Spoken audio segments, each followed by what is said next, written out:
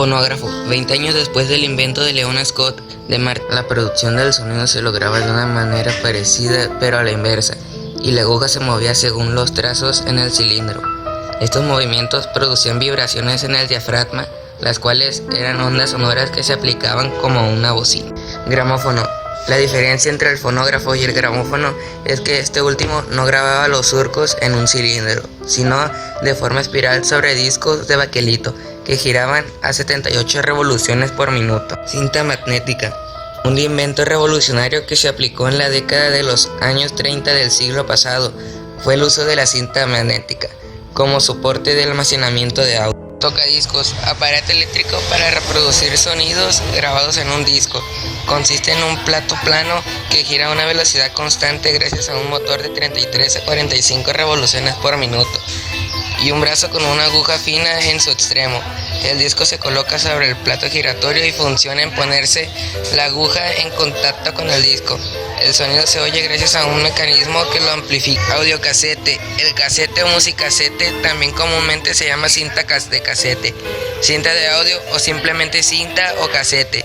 Es una cinta magnética para la grabación y reproducción de audio en libertad por Philips en 1962. Grabadora. Es una bobina de alambre muy fino frente a la cual se hace circular rápidamente una gran cantidad de pequeños imanes impregnados sobre una cinta flexible. La intensidad de los imanes y la orientación de los polos hace que la corriente introducida en la cabeza lectora reproduzca el patrón presente en la cinta. Radio. El transmisor es capaz de traducir la señal de voz o las imágenes en el caso de una televisión y transmitirlas como ondas con una frecuencia determinada que el receptor intercepta y traduce como una señal sonora o visual. Tanto el emisor como el receptor usan una antena para emitir y recibir la señal de radio. Cine. Al principio del siglo XX las películas se exponían con música en vivo, ya que eran insonoras que no se escuchaba. Hasta octubre de 1927, en la cual se estrenó la primera película sonora, que se escuchaba las voces y los sonidos mediante uso de micrófonos. Estéreo. Generalmente se llama sonido estereofónico o estéreo al grabador y reproducción de dos canales. Los discos de vinilo, los CDs audio, la mayoría de las estaciones de radio FM, casetes y la totalidad de canales de TV y televisión vía satélite transmiten señales de audio estéreo.